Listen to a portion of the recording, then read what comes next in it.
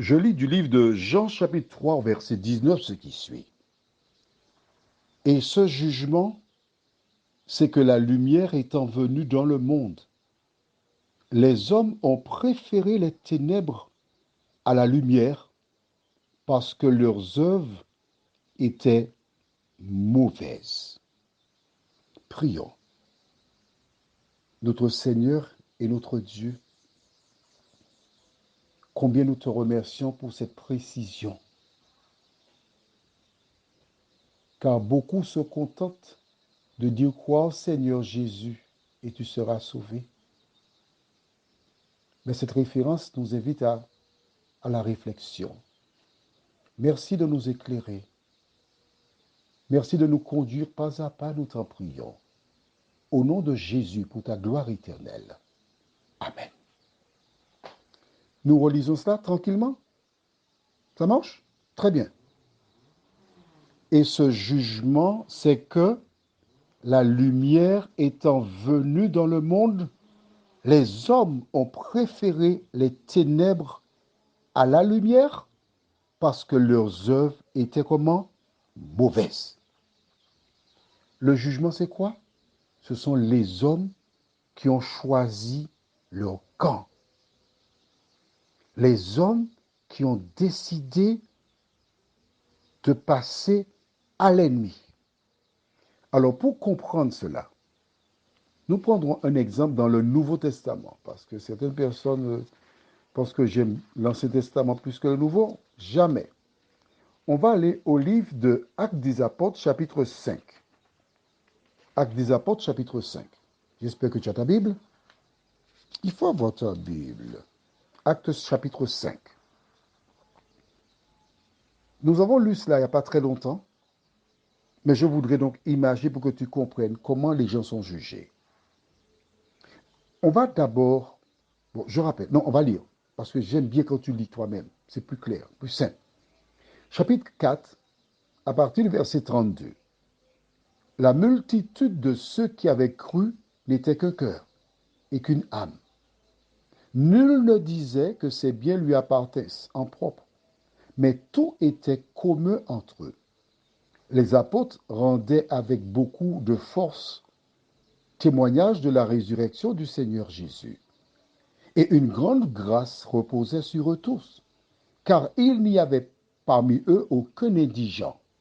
Tous ceux qui possédaient des champs ou des maisons les vendaient, apportaient le prix de ce qu'ils avaient vendu et le déposaient aux pieds des apôtres. Et l'on faisait des distributions à chacun selon qu'il en avait besoin. Je souris parce que entre ceux qui étaient là et aujourd'hui, il y a une grande marge. Bon, on continue. Chapitre 5, verset 1er.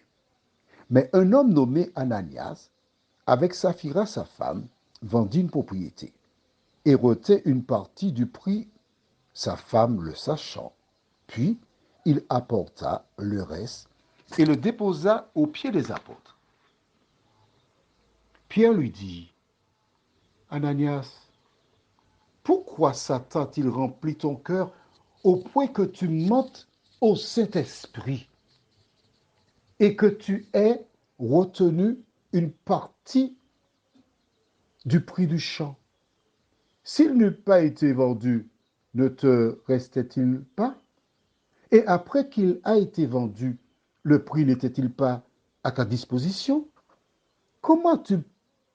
Mais, attends, comment tu peux mettre en ton cœur un pareil dessein? Ce n'est pas à des hommes que tu as menti, mais à Dieu. Anania, entendant ces paroles, tomba et expira. Une grande crainte saisit tous les auditeurs. Les jeunes gens s'étant levés, l'enveloppèrent, l'emportèrent et l'ensevelirent. Tu as compris? Quand la Bible déclare il expira, c'est-à-dire qu'il est mort, puisqu'on a été l'enterré. Que s'est-il passé?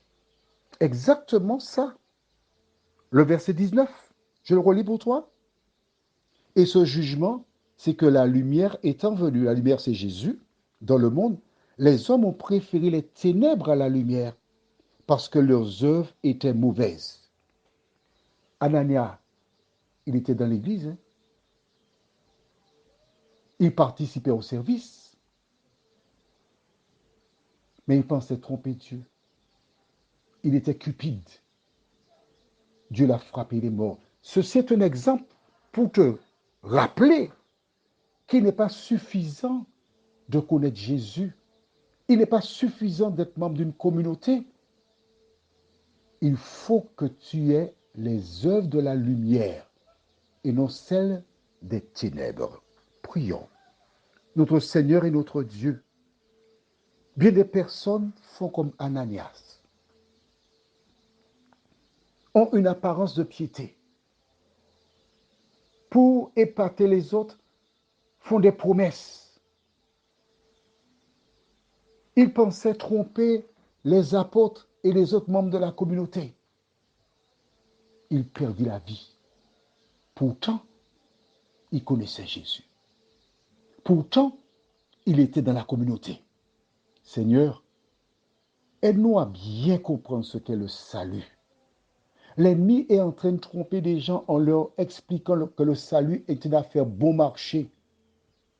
Mais Ananias a cru, mais ses œuvres étaient des ténèbres.